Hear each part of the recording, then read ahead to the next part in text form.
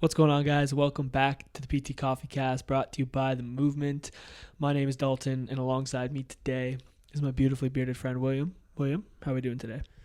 I'm doing good, man. Feeling good. This is my third coffee. No food this morning. Oh, So the ratio. we'll see how this goes, right? Yeah. The 200th episode is going to be fire since you've had no food and only 3 coffees. 200 episodes. It's pretty wild. It's definitely more than that. Like, listen, math isn't my strong suit, so I know like we've had other episodes, like we had the Espresso Cast episodes that we didn't have as like episode numbers, and I've probably like skipped a couple here and there, but we'll call it 200, which is like pretty wild to think about. It's pretty cool. And 199, we made a big announcement too. Yeah, if you guys missed it and you didn't listen to our most recent episode, we announced the Movement Mentorship, which is going to be launching our first cohort in April. So we have a wait list for you guys to join if you're interested. That episode takes you through what the mentorship is going to consist of. And then if you sign up for the wait list, you'll get a little more info over the next couple of weeks as to what you can expect. But yeah, we're super pumped to have that off the ground. Yeah, really fired up to see people already signing up for the wait list. Yeah. Which is really exciting. Yeah.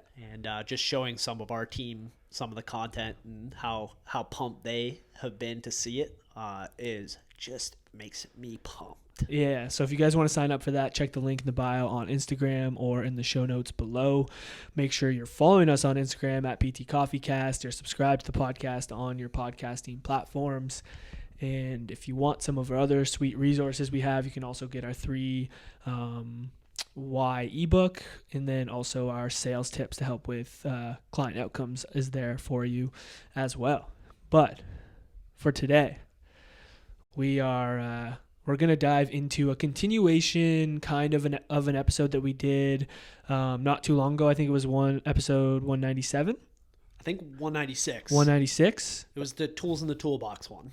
Right, how that can be a negative, and then we talked a little bit about like the micro and the macro of the initial assessment and the purpose of it.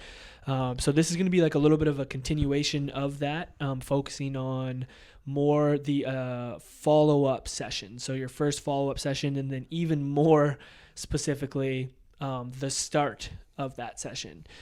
And we are going to hit on, 3 key things that we make sure that we do on those sessions that we think are valuable. We'll share it with you guys, see what you think. As always, let us know if you think it's valuable or if you think it's absolute trash. We're open to hearing your feedback. Come on now. But yeah, so for that follow-up session, the start of the session, what we like to focus on are 3 things: reconnecting, reassessing, and setting expectations. Those are kind of the 3 things that we have found to be super important to focus on to just get a good experience with your client on that first follow-up session. So why don't we kick it off with reconnecting?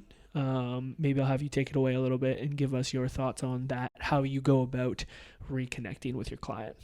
We always reconnect a little at the start of the podcast episode, right? I know, totally. Just trying to like build rapport with me. Exactly. You're tough shell to crack. I don't know what the term is, or the phrase is. You got it. Well, yeah, something like that. But yeah, so this is just a framework that really helps to give you some guidance, some structure. There's tons of individuality that you can implement with these sort of 3 steps. But that reconnecting step is really important because a lot of times in the initial assessment, you're starting to build trust, but what you don't want to do is spend a ton of time getting to know somebody, like fostering a relationship with them on day 1, and then sort of just like throw that by the wayside for the rest of the time. Like, you want to keep building on that relationship. And oftentimes there's people that do take a bit to like connect with. And so you've got to keep kind of taking cracks at it and see what kind of hits. But that first part is just about reconnecting. And that means talking about unrelated things, Like not clinical related. Not clinical related. I think this is underrated, you know, in terms of the value to the overall experience and outcome. Just how much you spend just getting to know the person versus just their injury.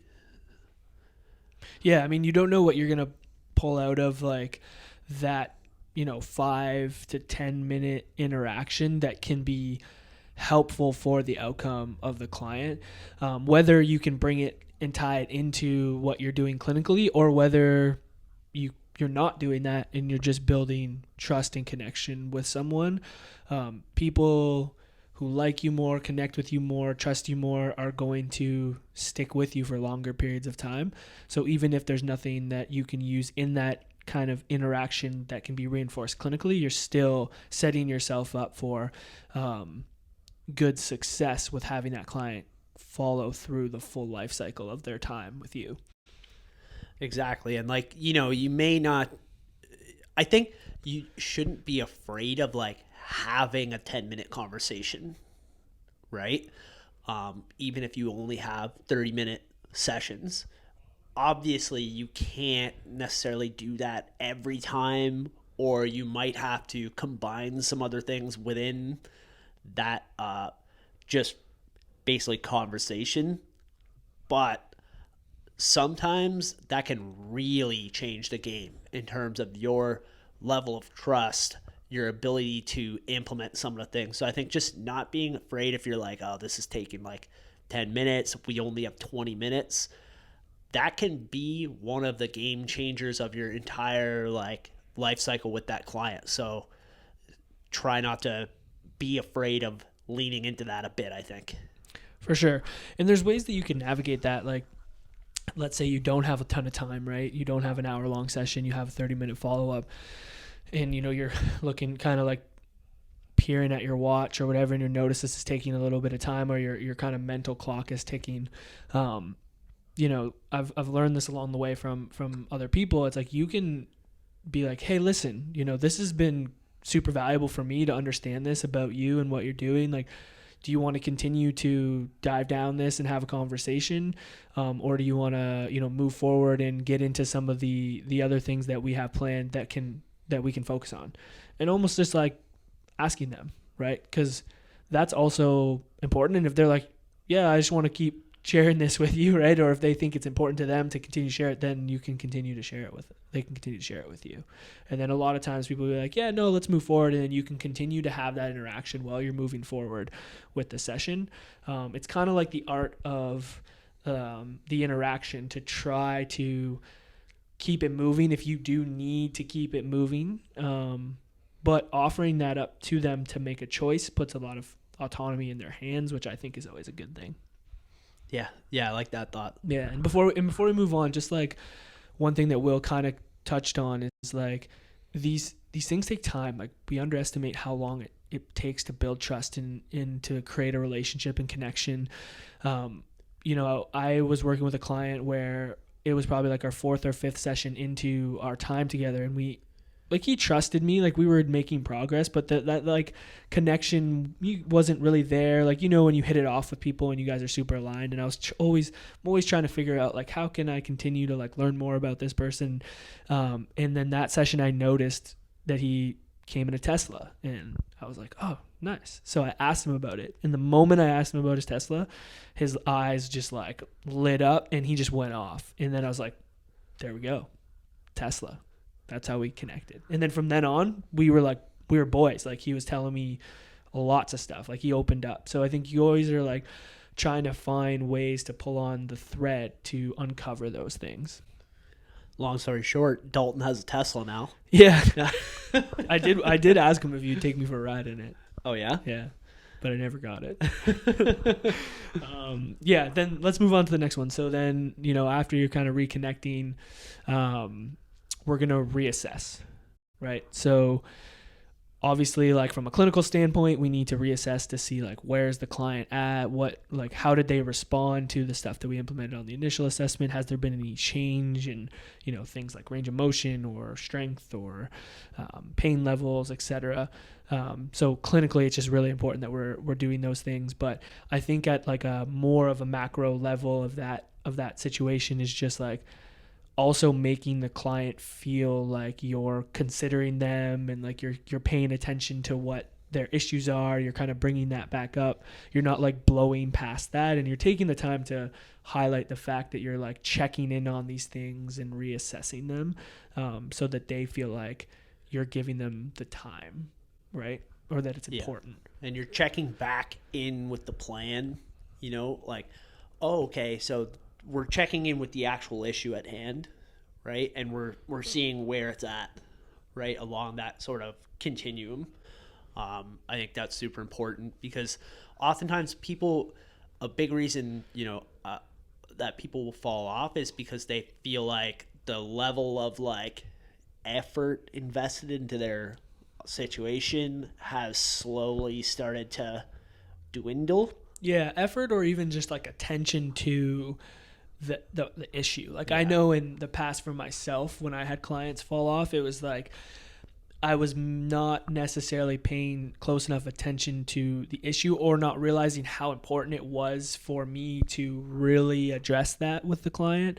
And then they felt like I wasn't caring for them in a sense, and they started to like kind of dwindle off. So I think you can use that reassessment as a way to like show that you're still paying attention to their issue, and then always tying it back into the plan and in like how what you're going to do is going to move them towards like their goals that they've set out with you.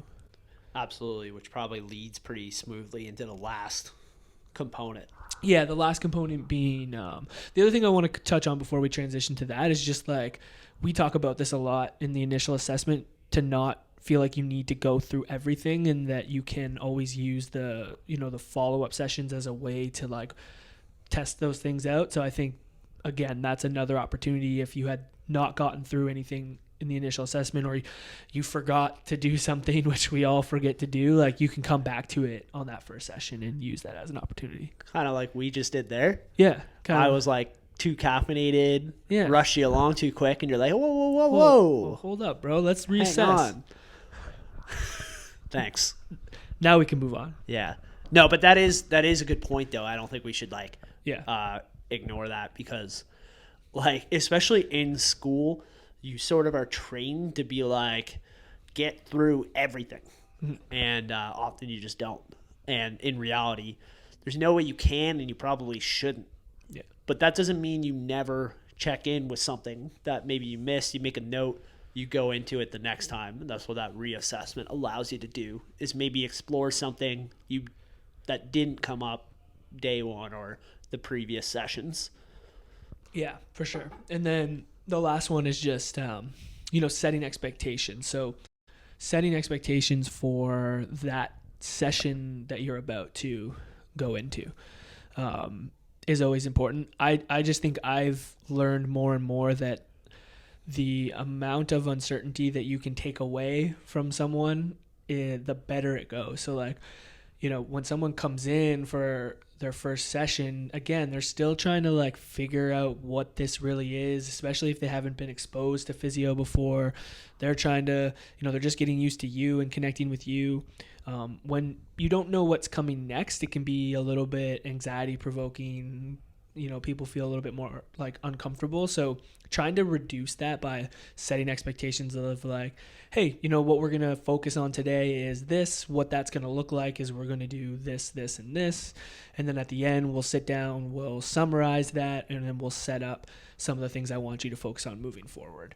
And that's like a great way to just like take away some of that that anxiety that someone might have, or that uncertainty of what we're actually going to do in the session. And then like when it shows up, they're like, oh, okay, this is what we talked about. And something we always come back to is like always bringing it back to the plan. Right. Where are you in your plan that you had set out? Has anything changed? And then setting the session where you are. It just helps them kind of have like a compass for where they are, and it shows that you are considering that, right? You're not lost on the bigger picture of what you're working towards. Yeah. I think that basically summarizes setting expectations. That's it. Yeah. You want to do a little recap? A little recap action? Little Yeah, recap? I always like to do that. Yeah. Yeah, so just to recap. So the 3 things that we like to focus on for the follow-up session, and in even more micro, the start of the follow-up session is reconnecting, reassessing, and setting expectations. So writing those 3 things down on your notebook or on your laptop before you head in for that follow-up session is a great way just to like trigger your mind, like, okay, reconnect, boom. You know, maybe it's 2 minutes, maybe it's 5 minutes, maybe it ends up being 15 minutes. It's kind of like let the client, let the situation take it where it needs to go, because that is a very important aspect of it. Then the reassessing is obviously just making sure you're doing your clinical job, but even bigger than that, it's making the client feel like you're paying attention to their problem, and then always tying it back into how that is going to help them get to their goals, which kind of goes into that setting expectations, where you're going to let people know, hey, this is what we're going to work on for this session, and this is how it relates to your goal, so they understand that you're always trying to kind of move them towards that. That was beautiful. Thanks, man. I've had 200 episodes to practice. Yeah. Nice, man. But guys, that's all we got for today. Make sure that you subscribe to the podcast on Apple Podcasts, Spotify, wherever you're listening. Make sure that you are following us on Instagram at ptcoffeecast. We did launch our mentorship. So again, if you haven't listened to that episode, check out episode 199. That'll give you all the details on what's included, as well as our waitlist is open. So you can sign up through the link in our bio on Instagram or in the show notes below. We should have mentioned this at the top of the show, but if you are still sticking with us, we are putting episodes on YouTube now, so you can see our pretty little faces. I know we've talked about doing this before, and we've fallen off, but I'm committed to getting those episodes up there. So you'll see that we had put up episode 198 and 199 are available on YouTube, so you can see us in the flesh. And then this episode is also available on YouTube, so you can check that out. So make sure you subscribe with us there. That is all I got, guys. As always, make sure you stay caffeinated. Peace.